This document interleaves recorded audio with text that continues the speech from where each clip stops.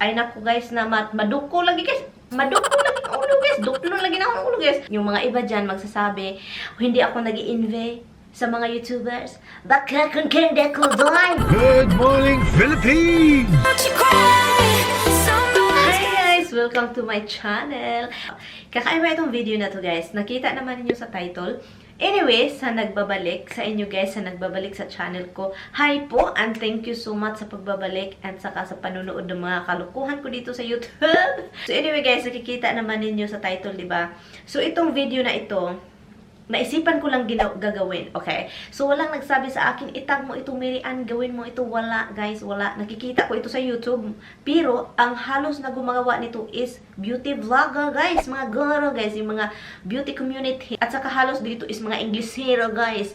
Nosebleed ako, guys, sa mga nakikita ko. So, ang gagawin ko ngayon is a hypocrite YouTuber tag, okay? So, ito siya. While kayo nanonood dyan, kuha na kayo ng chicheria dyan. Kahit paano yung mga, bili kayo dun sa tindahan, kukuha kayo ng soda, Coke, orange, ilagay nyo sa cellophane, yun. Manood kayo at saka mag-snack-snack na rin. Hindi naman din ito mataas na mabubore kayo, okay? So, let's get started. Okay, guys. The first question is, guys, ito na, guys. Have you ever blocked anyone? So, that means, meron ka na ba bang, itagalig natin ito kasi mag-nosebleed talaga ako nito, guys. So, ito, meron ka na bang na-block mga tao sa social media account mo, sa YouTube, sa Instagram, sa Twitter, sa Facebook? Guys, ako, guys, ang dami guys, sa Instagram, ang dami. Ito kasi yon sa totoo nata, ilabas na natin ito. Marami akong binablock sa Instagram. Alam nyo, hindi ko na ipakita. Kasi, most of those people guys, yung mga tao na yon hindi ko sila hit. Merong mga taong nag-hit, yung mga ayaw nila ako, meron dyan.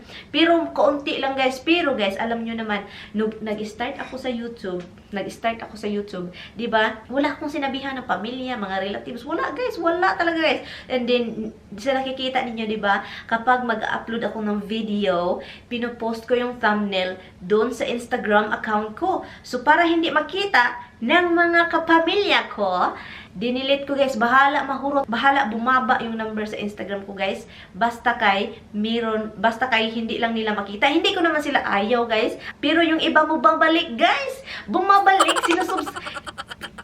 nilalike nila yung Instagram ko. Ang ginagawa ko, i-block ko naman sila guys. Baka mayroon silang masamang masabi ba na, uy, anong ginagawa ni Gingging dito? Ba't ano man pinagagawa niya? Ganyan, mga ganyan ba? Sa YouTube, meron guys. Hindi naman karamihan, hindi naman talaga marami sa YouTube. Pero, meron ako mga binablock doon. Hinahide ko sa channel, blocking them because yung mga comment is below the belt. Katulad lang din natin mga Pilipino. Iwan ko kung bakit masakit silang magsalita. Wala na akong ginagawa sa kanila guys na masama guys. Pero ganyan talaga guys, kapag nag-YouTube ka, Instagram, Facebook, YouTube, blah blah blah, kung anumang social media na meron ka, meron talagang ayaw sa'yo. So, hindi natin sila mapupursi. Hindi natin sila mapupugos ba? Hindi natin sila ma-force na i-like nila tayo, diba? Sa Facebook din guys, meron din ako na mga na-block na mga tao, yung mga bastos. Kasagaran yung mga bastos na yon is mga lalaki na hindi Pilipino guys, hindi Pilipino. Meron mga haters na, meron akong haters sa YouTube na pumunta sa Facebook ko, doon nagwasak ng lagim sa personal message pa. So, block na sila guys. Parang hindi na tayo maano ba. Kasi kahit, for example, kung meron silang mga masasakit na mga sabihin na natin, pabayaan mo na sila, huwag mo nang pansinin. Pero guys, tao lang din ako guys. Nasasaktan itong puso ko guys. Tao lang ako. So ano bang, hindi natin talaga maiano sa sarili natin, i-ignore natin sila.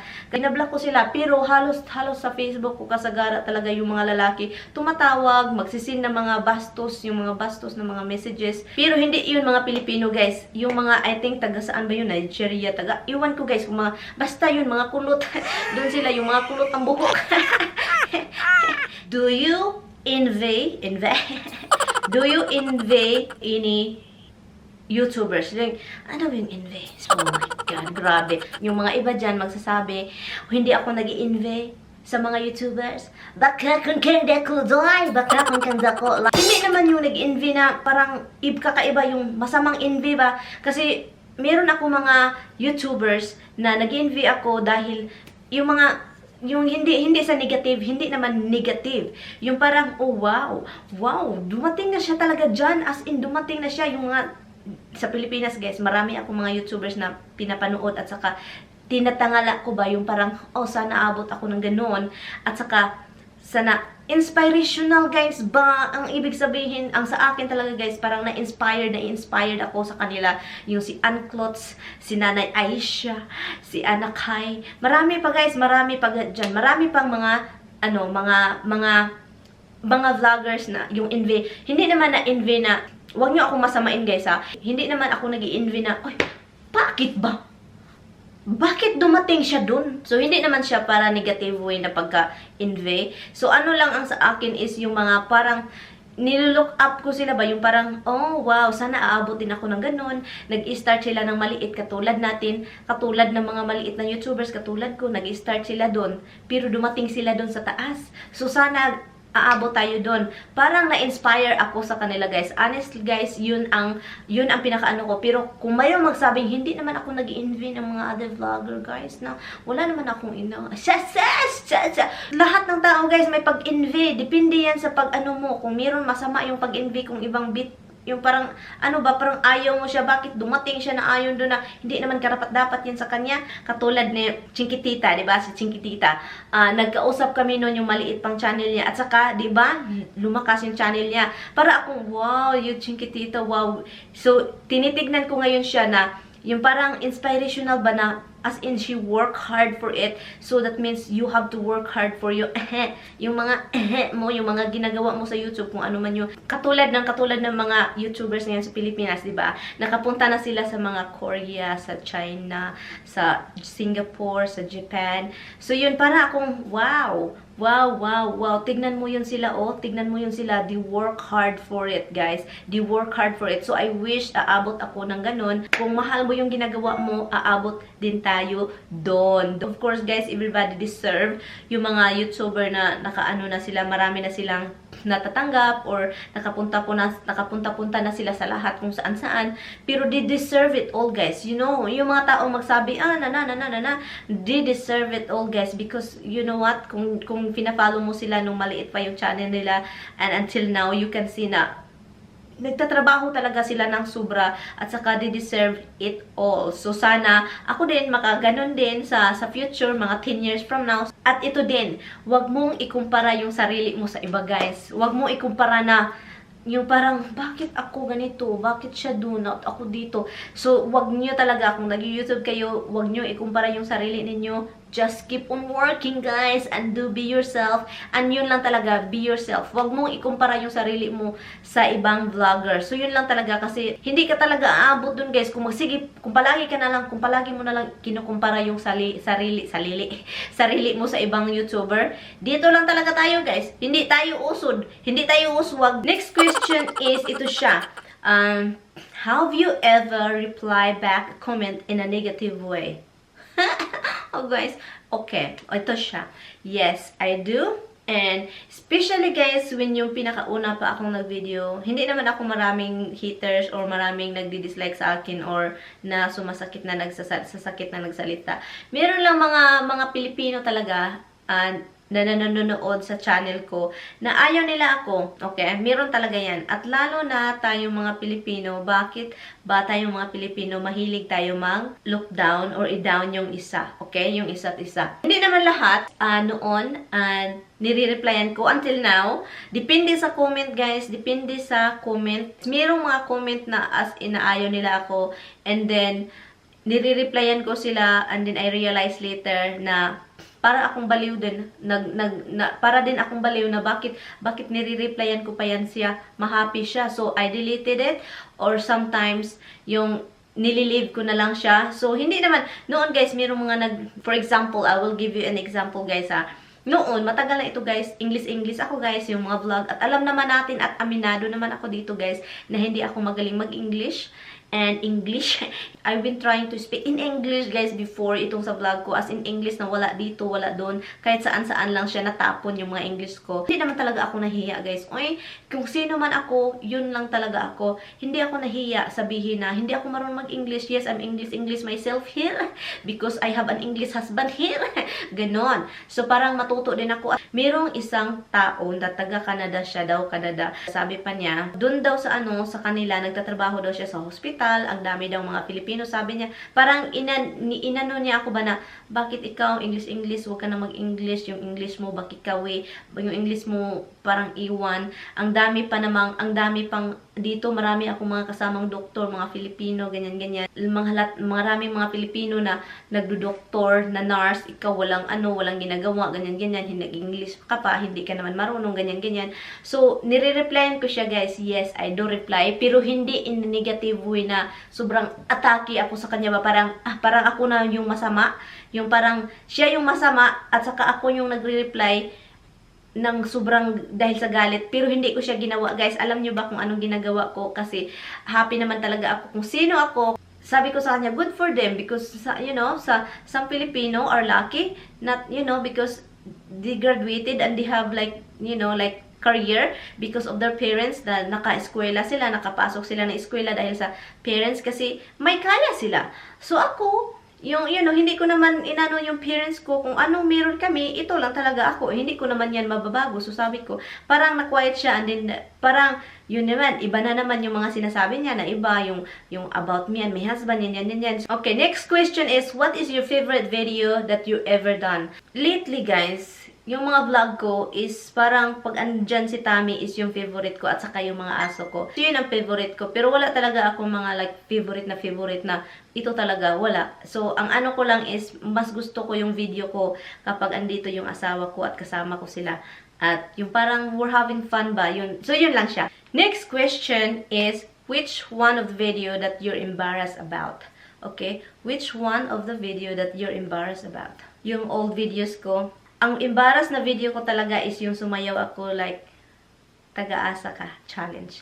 Yung para akong baliw ba? Yun, na-embarrass ako, guys, pero ayaw ko siyang i-delete. Okay, guys, the next question is, have you ever had problem with other YouTubers? Wala, guys.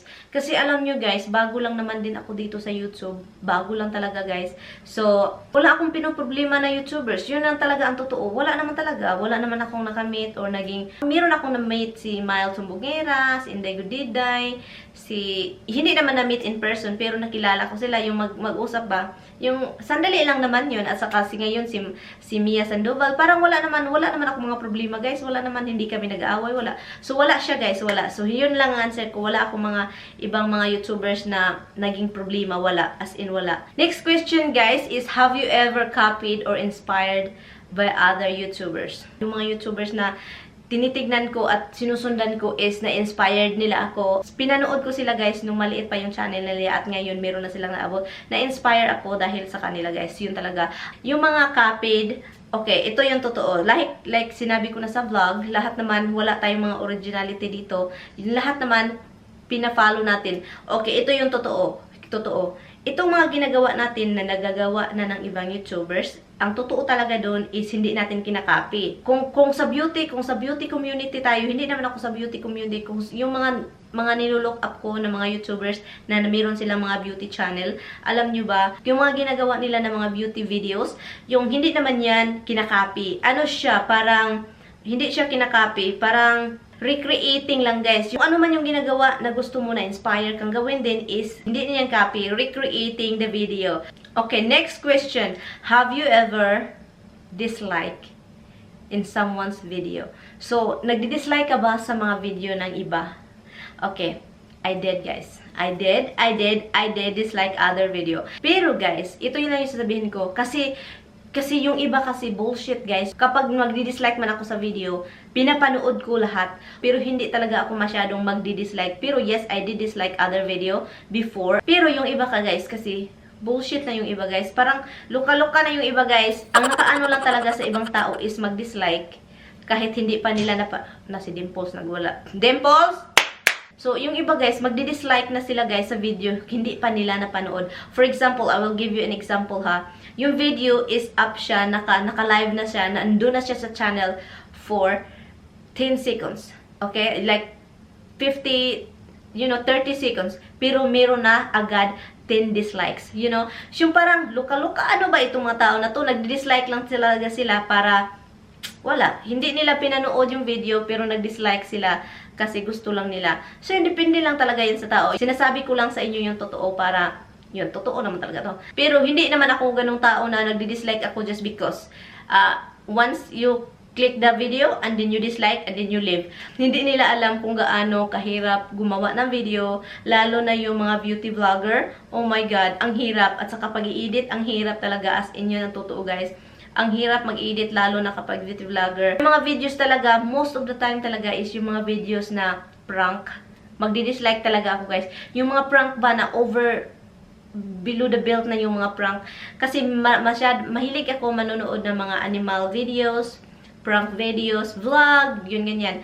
At saka meron, ang most of the time talaga guys na dinidislike ko is yung prank na sobra-sobra na talaga. As in, sobrang-sobra na talaga. Yun yung mga dinidislike ko. Kasi, parang, kung ako yung pinaprank nila na ganun-ganun, na sobra-sobra na, ay naku guys, na maduko lagi guys.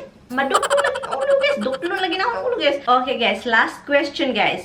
Ang pinaka-last na question is, do you have a fake account that you do stuff that you don't do in your main channel? Wala guys, wala. Meron akong mga channel guys, iba-iba, pero hindi naman yun fake. Okay, hindi naman siya fake. Wala akong mga ginagawang fake na account na para lang gagawa ng something na. And so yun lang guys. I-end na natin itong video guys. And thank you all guys so much. At before I go, meron akong itatag na mga vloggers. Meron akong itag guys. Okay? Magtatag na tayo bago ako alis kasi nagugutom na si Akits guys. Alam nyo naman ako, kapag nagugutom, makukulapsi-kulapsi ako. So anyway guys, first of all, ang itag ko is Sis Mia Sandoval. Sis, gawin mo to. Sana magagawan mo ito ng video. And yes, I want Mia Sandoval to do this video. Meron pa akong gustong ibang vlogger sa Pilipinas na gagawin nila ito. Hindi nila ako pinanood at hindi nila ako kilala. Sina Purple Aries, si Nanay Aisha. Hi Nanay Aisha, if you are watching, pero for sure hindi niya ako kilala guys, ginoo ko guys. Kapag pumunta kayo kay Nay Aisha sa Facebook niya or sa sa YouTube niya, tell her naman na tinatag ko siya ng video na ito. Pagkapalan itong mukha. Nay Aisha, pagkapalan itong mukha. Sana makita mo itong video. Simply Race. Yes, Simply Race. Sana makikita niya ito. Sana talaga makita niya ito. Or kung hindi naman niya ito makita guys, kasi busy naman yung life niya, sabihin nyo na lang sa kanya guys na tinatag ko siya ng hypocrite YouTuber tag kung gusto niyang gawin ito guys. At saka si Smile Lyra. Smile Lyra, hi po. Sana magawan mo ito at sana makita mo din ito. Sana tulungan ninyo akong makita nila itong video at saka para naman makagawa sila ng video na ito. Thank you guys so much for watching. Andito na lang ako guys kasi gutom na talaga ako guys. Ay, gusto na akong kumakain ng lauoy guys. If you like this video guys, please click the like button guys kung gusto niya naman. Kapag hindi pa kayo nakasubscribe guys, please subscribe guys and somewhere right here. Bye guys! Thank you! Bye-bye! Bye!